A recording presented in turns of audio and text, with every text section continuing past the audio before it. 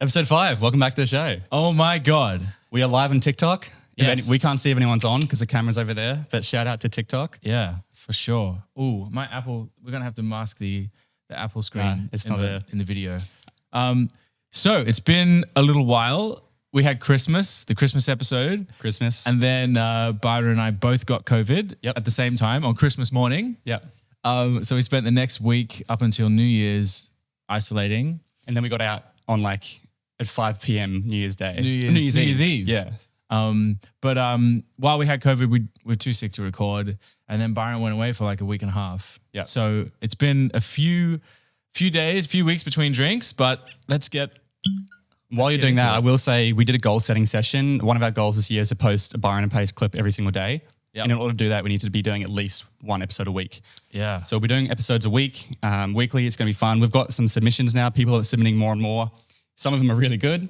Some of them are less than really good. Yep. Cheers. Cheers. All right, let's do this. I'll start. Okay. I got one. This is just a little funny one. So, did you know that pink kryptonite turned Superman gay? Krypton what? Let me say it again. Did you know that pink kryptonite turned Superman gay? I'm not even going to entertain this. Pink kryptonite is a type of kryptonite that seemingly turns Kryptonians, aka what Superman is, homosexual. It is unknown what it would do to an already homosexual Kryptonian, although one would assume that would render them heterosexual. This type of kryptonite only made one appearance in comics back in the 60s. Of course, it was a very different time back in the 60s. You could get away with this sort of thing. Or could you? So you're trying to tell me that Superman, in the 60s, there was a comic where Superman had pink kryptonite and he turned gay for an episode. Here's a plot twist. It wasn't the 60s. This happened in 2003. Nah. The comic came out less than 20 years ago and they made pink kryptonite turn him gay. Nah. I reckon it's bullshit. It's true. No way! Dude, How? 2003. This is not this was progressive time still. No way. Oh, I need to see that. One comic. my so obviously it didn't pick up. Yeah, But yeah, wow. there is a legitimate Superman comic out there where he turns gay rather than lusting after Lois Lane. He goes after a separate coworker who's a male.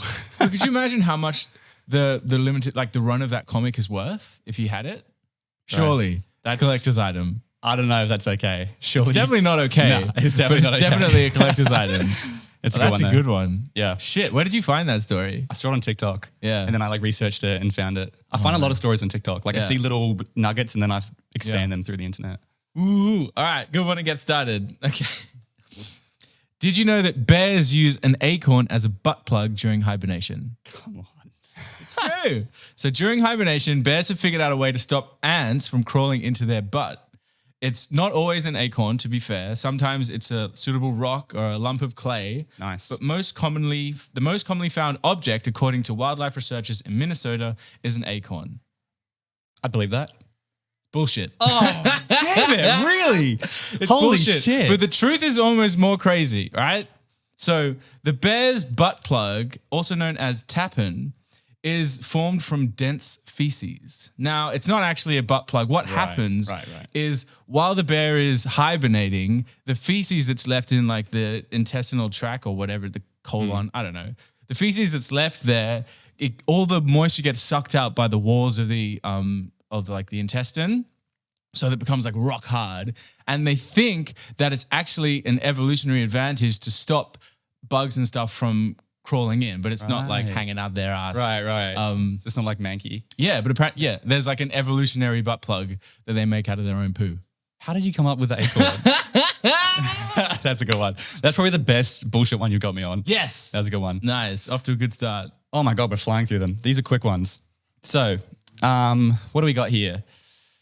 You know what? Going on to the themes of bears. Mm-hmm. No way. The man that was raised by bears. Okay. No way you have a story about I swear, bears. every time I could pull one out. Bear enthusiast Timothy Treadwell spent 13 years, living among the grizzly bear population in Alaska's Katmai National Park. Okay. Until he and his girlfriend Annie met their grisly end at the jaws of one in 2003. A documentary is intercut with some of Treadwell's own forbidding footage of him approaching and even petting some of the bears. The fatal attack occurred in 2003 when an adult male grizzly entered their campsite.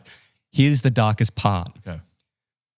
Treadwell's camera captured an audio recording of him and his girlfriend's own death. Oh my God. Just the audio? Just the No audio. visual? And so you can hear them like getting crunched and eaten and screaming. Oh dear. I reckon that's true.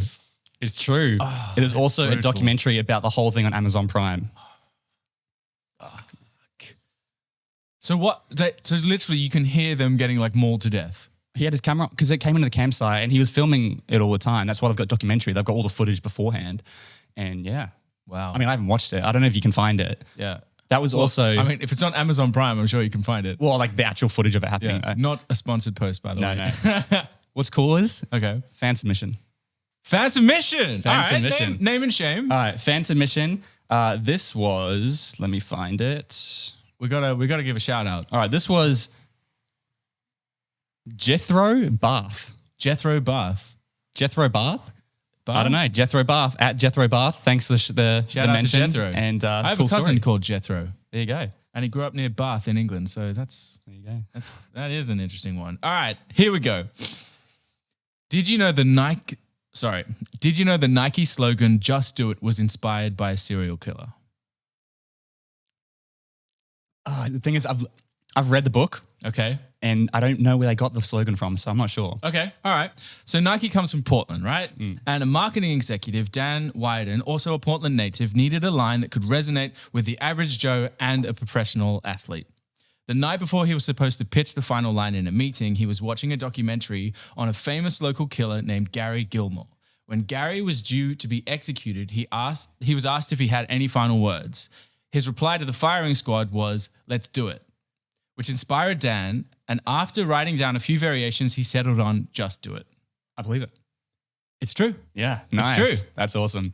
It Just is. Do It is got to be the best slogan. And he was like, we didn't really think much of it. We were just Yeah. like, yeah, this will work. And they ran it for an ad in the 80s, and now it's like, what? The best slogan ever? Because people just say it naturally and then they Yeah. go, oh, Nike. Yeah. They'll be like, just do it. Oh, like Nike. Yeah. I do it all the time. Yeah. So Yeah, what's wicked. up to that guy? That's a great story. Thank you. Here's a good one. Mm-hmm. So, did you know Starbucks has some of the greatest marketing of all time? Another mark? How do you do the links, man? All right. Starbucks is known for writing names on their coffees. They were the first cafe to actually start that and start the trend. But did you know the employees are actually encouraged to spell their names incorrectly? No way. The strategy has led to tens and tens of millions of free advertising across social media, as people will often share a poorly spelt version of their name to Instagram stories and Facebook. Of course. Many ex-employees stated that whilst it isn't explicitly said that they have to do it, they are very much encouraged to make simple or extravagant spelling mistakes by management, and it often becomes a meme within the company. Yeah. Yeah, true. Bullshit. No!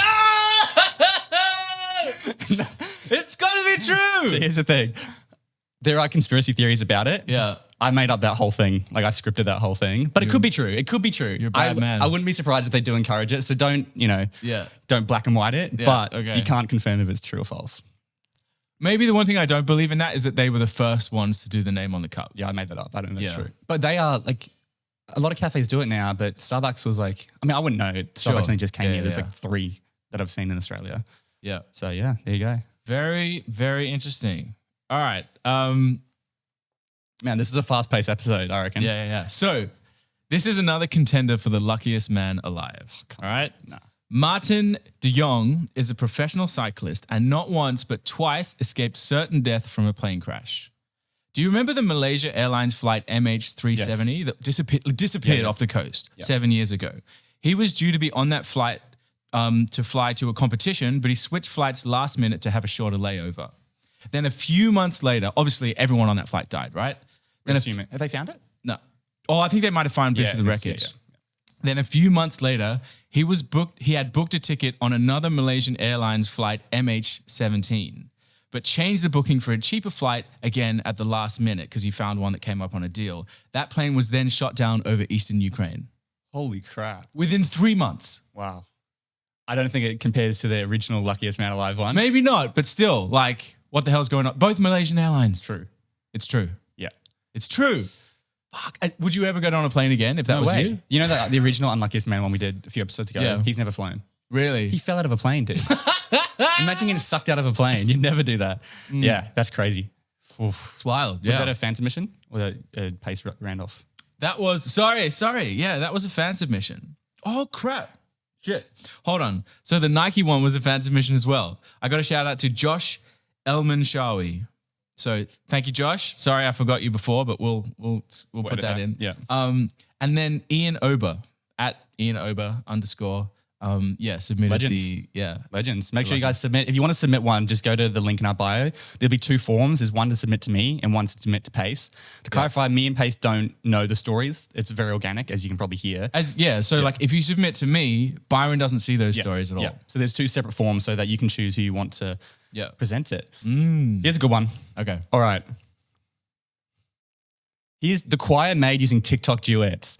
No. Did you know that during lockdown, world-famous musician Pace Randolph was in need of a choir to support his latest single, Lovers Again? No. He didn't have any money or resources, so he decided to invite random, everyday people from all around the world to duet his video singing different harmonies. No way. With over 400 submissions, Pace spent the next few weeks combining all the audio snippets together, shifting the pitches until he got the choir in the song that you hear today.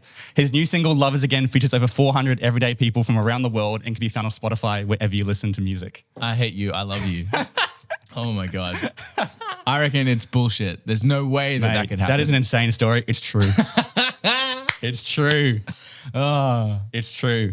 I appreciate that, man. Thank you. Anyone who can't pick up, Pace Randolph is the man across from me. Did you want to share a little bit about what that process was like for you? Oh man. Well, funnily enough, I released a vlog post a couple of days ago on YouTube, which actually explains the whole making of. The way that we wrote that song was I started writing it and then I shared it on my stories and I was like, I can't find the last line to this song, to the chorus. And then I got my followers on Instagram to suggest lines and I eventually got 3 amazing lines from 3 of my different followers and everyone voted on them and everything out of all the submissions. So I co-wrote the song with 3 people, just random people from my followers and gave them 5% of the songwriting rights each. And then when we were recording the song, I was like, I got to get the choir. I got to get the TikTok choir on this song. Put out a call out on TikTok and got people to duet the song. And then the rest is history. Honestly, it's underrated. It's such a cool concept. The thing I love most about it is it's just people who can't sing or can, but it's not musicians. A lot of people can't. Yeah. To be fair, like a lot of people that get involved are passionate about singing anyway. But they're not musicians. They're just like... Yeah, exactly. No, appreciate that, man. Yeah, I'm very proud of that. So... Yeah. No, I'm very proud. It deserves more recognition. So shit, there we go. Shit, yeah. All right.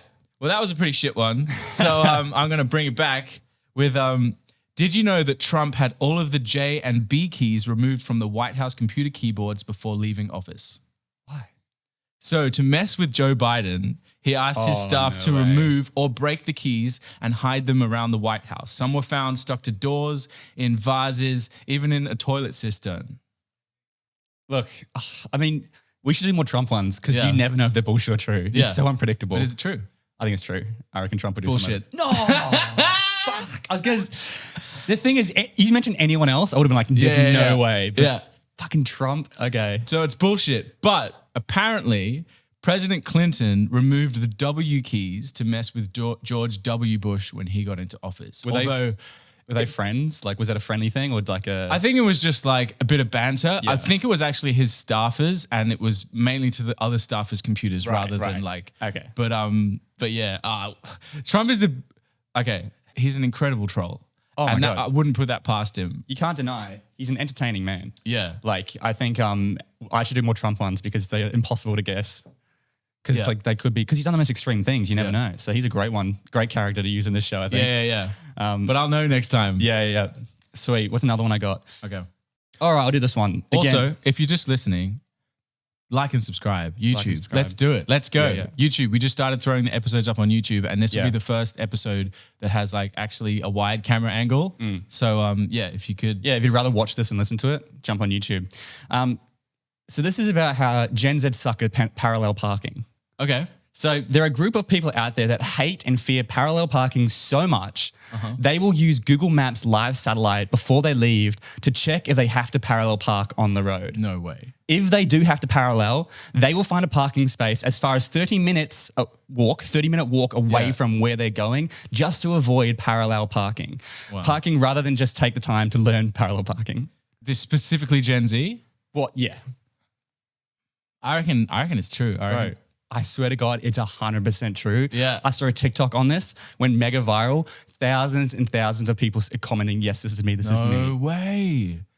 Come on. Bro, you should see. Let's after this, let's get our cameras and go show them where we have to park. Yeah. We have to do the most, we have 2 SUVs in a parking spot. Pace has to climb out of his like driver's side onto the passenger side to get out. Yeah. I drive as close as I can, so I'm almost scraping my mirror. I have to pull my mirrors in. Yeah, we put the mirrors in. Oh my God. Seriously, if that doesn't sum up Gen Z. You shouldn't be allowed to drive if you can't do that. Dude, I get honestly. Parallel parking sucks, but just do it. Just go down to Just do it. Just do it. There Sponsored you go, by Nike. Nike. Just go down to a football field and just parallel park. Yeah. Do it 20 times, 30 times. Like, honestly, you need to learn that skill. That is... Yeah. I love Gen Z, but come on, man. I was reading that, and the thing is what they do, classic Gen Z, they make it quirky and fun. They're like, oh my God, I can't do it either. It's like, this isn't fun or quirky. Just learn how to parallel park. Yeah. Like, seriously, we're not naturally good at that. You just need to, it just takes practice. You just got to do it. I feel like I'm on an episode of the Driven Young program. Oh, dude. Sorry. Let me go back to fun, Byron. All right, here we go. I'm going to go grab something. You're going to go grab something. Can we kill time for You want me to 30 seconds? fill time for 30 seconds? All right, so... Wow. Okay. This is hard. Okay. So one of the things that Byron and I have decided to do this year is, as he said, we're going to post 7 videos a day on 7 videos a week on TikTok. But the other thing is that we have set ourselves a challenge that if we post 1 vlog a week for the first quarter of the year, so the first 3 months of the year, Byron and I are taking a trip to Texas and we're going to vlog the whole thing. We're going to take the Byron and Pace show on the road. We're going to get like guest stars and stuff like that. Hopefully we know a few people over there. And so that's one of the things I'm like most looking forward to this year. Yeah, it's going to be sick. Yeah. So I'm back, by the way. Do you want to move your microphone just slightly to your left? Yeah. Like that? Yeah. So, perfect. All right, you're up? I'm up. Oh man, that was professional feeling. It was. Yeah. It was really good. Did you know that Will Smith was supposed to play Neo in The Matrix? Yes. You did know. I did know that. But you know, Will Smith with a fuck me. Will Smith was approached to play Neo, but he turned it down in order to star in Wild Wild West. I know. Wild Wild West having possibly, arguably, the best theme song of any movie ever. They did Will Smith used to do the theme songs to the movies that he was in, and they were always so good. Fresh Prince. Men in Black, Wild Wild West, always so good. And then he just stopped doing them for some bullshit reason. But he later admitted that at the time he was not mature enough as an actor and that if he was given the role, he would have messed it up. And he takes his hat off to Keanu Reeves and said he was brilliant. I disagree. I think he would have done well. You reckon? I think he would have done well. I think he could have played Neo quite well. Yeah. I can just see him in like the Morpheus relationship. I think Keanu crushed it, but I think he would have done. Will Smith is an amazing actor. I mean, look, 2001, so he would have been quite younger. But would it have been as memeable, The Matrix, if it wasn't Keanu Reeves? Because part of the meme is like he's not really acting. It's just like... It's just Keanu, yeah. Because all his movies are like that. John Wick as well. That's a good one. I'd love to see the alternate universe in which Will Smith played The Matrix and how that affected the rest of the like in his career. Future. Yeah. I think that's the first one I've actually known. That's the first story I knew. There you go. All right, here's a good one. Okay. Better be. Better be. All right. Did you know AirPods are worth more than Netflix? Just the AirPods. Nothing else. If you just removed everything else Apple has, just the AirPods, they're worth more than Netflix. Oh. A recent chart came out revealing the revenue for just AirPods, nothing else from Apple. AirPods revenue is greater than Uber, Netflix, Adobe, and then Spotify, Nvidia, Twitter, and Snapchat combined. The last 4 combined. Hell. So Adobe, Netflix, and Uber are about the same. It's just AirPods. Yeah. Just from the sales of AirPods. $23.5 billion in revenue in 2021 alone. Oh my God. They're so expensive. It doesn't surprise me. Cap. Bullshit. It's bullshit. Yes! So here's the thing, right? Here's the thing. Let's go. This went viral. A chart went viral on Twitter, and everyone was saying this is true. People were writing articles about it. I did some more research. No one can verify if it's true. Right, Apple doesn't release like the just revenue on AirPods. Genius. So it could be true, but oh my God. And in honor of that, I did want to say, down here. So I'll put that down there. We're going to be giving away a pair of AirPods. These are brand new. They're sealed here. For all you have to do is click the link in the show notes or click the link in our bio and hit the button to enter in the competition if you want to win a brand new pair of AirPods. Yeah. Oh, man. And the Yeah. thing that kills me is that those were supposed to be my AirPods. I don't actually own a pair, but out of the goodness of my heart, I'm donating them to one lucky listener or viewer. Good on you. That is. I didn't realize. I own a pair. completely forgot that we were doing that. I didn't know you were going to do that today, and I completely forgot that this would be a story related to that. Mate, lucky I'm here. You're a genius, man. There we go. All right. Fuck. That's all my stories. I was so close to saying true.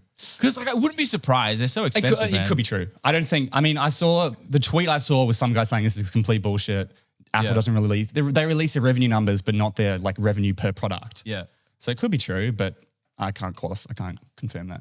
All right. I got two more. All right. If you humor me. Yeah. So, did you know that Albert Einstein could have been the president of Israel when it was first founded? Makes sense. He's a smart man. All right. But he declined. Albert Einstein was Albert Einstein was Jewish, but not an Israeli citizen. In spite of that, he was offered the presidency in 1952, but turned it down, stating, "I am deeply moved by the offer from our state of Israel, and at once saddened and ashamed that I cannot accept it. All my life, I have dealt with objective matters, hence I lack both the natural aptitude and the experience to deal properly with people and to exercise official functions." I mean, it's either true or it's bullshit, but it's almost true and you've adjusted it. So I'm gonna go with true. You reckon it's true? Yeah. It is true. Yes. You can't just give someone the presidency because they're a good scientist. Yeah. Like, come on. Yeah. I mean, I'm sure he would have done a good job. Maybe, but I mean, again, his skill set's very different to leadership. Totally. In fact, like he's a phenomenal scientist, thinker. That doesn't mean he makes a good leader. If anything, typically people who are that good at math and science and stuff are actually bad at running teams and leadership. That's why you get people to complement each other. Yeah. So, yeah, it's a bit silly. It's wild, though. Yeah. I actually didn't realize he was alive in the 50s. I thought he died earlier than that. Yeah, I don't know what I was thinking. Of course he was. So that was actually a submitted story Very nice. by Josiah Hicks. Nice. He actually submitted that ages ago, like when we first started, but I only just got around to sharing it. So I appreciate you for sending that in. Well, look, I've got straight from the form here. Okay. Ooh. I've actually got a good one here. Fresh from the form. Submission form. Fresh from the form. So obviously tomatoes are a food that you just go down to the shops and buy, right? Obviously. But did you know they used to be poisonous? I'm listening. So did you know that in the olden days they used to believe tomatoes were poisonous? This was because they were made this was because they made plates out of lead, and because of the acidity of the fruit, it would absorb the lead. So obviously when people were eating this, they would die of lead poisoning. But because of the medical misinformation they had, they didn't know this much until later on. Wow. Yeah, I reckon that's true. It is true. Interesting. That's a Was fan it just submission. tomatoes though? So that's all it says here. I read out word for word. So no fact checking. No fact checking. Well, they are part of the Deadly Nightshade family. Yeah. But, so shout out to @MaddieDover08. Yeah. So thanks for the submission. That's a really good one. Yeah, that's a great one. So I have one last fan submission, but it's not actually a submission. It just says, "I don't have a crazy story, but I am a girl and I have never even heard of another person with the first name Pace. Just thought I'd share." And that is from Pace Dowdle. No way. Yeah. Real Pace. Yeah, real Pace. Does she know yours isn't the real name? Full disclosure, Pace is my high school nickname, which and stage name. And stage name as well. But it's not the most interesting story behind the name, but a year 9 camp, we were at camp and the camp coordinators do like the roll check every morning. And the teachers had written out our names for the roll and they were reading through the roll and they got to one person. They're like, "Is Pace here? Is Pace here?" And like, no one's saying anything. And they're like, Pace Randolph. And I'm like, I think you might be talking about me. And I'm like, and they're like, "Yeah, Pace." And I'm like, "No, it's Dale." And they showed me the form.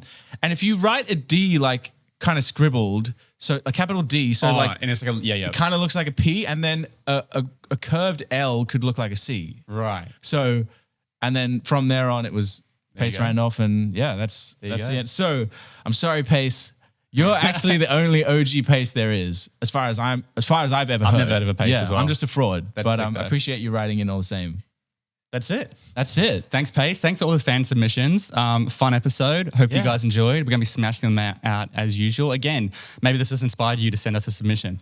Everyone has a crazy story. Yeah. So find your and make it, honestly, if they're bullshit, do bullshit ones. Exactly, because then we don't have to write the bullshit ones. Yeah, the bullshit's the hardest part. I only did one bullshit story this time, and it was the AirPods. And like, look, honestly, we may not take all the submissions, but that doesn't mean you shouldn't resubmit if you don't get the first one picked up. Because sometimes we got to just choose between 5-10 different stories.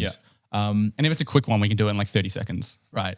The only other thing I would say is that I've got so much love for everyone who has been listening to the podcast. We've had some dope feedback for it, but if you are listening and you just happen to be, driving in your car right now or on a walk, if you could take a couple of seconds to just rate it, and just Spotify just released ratings, so you can rate it on Spotify, Apple Podcasts. If you leave a review, we'll see it. That means a lot to us. Yeah, it's actually super helpful, especially when we're talking to like management companies and brands and things like that to try and help us, generate anything from this. So yeah. And I would say if you want to win a pair of AirPods, as I mentioned, I'll put them here. Pair of AirPods. Up for win. Very, very easy. Click on the button and our link in bio. There'll be some instructions there that you can follow. Very simple. And you can enter to win a pair of brand new AirPods. Let's do it. All right. Much love, guys. We'll talk to you next time. Peace out. Bye.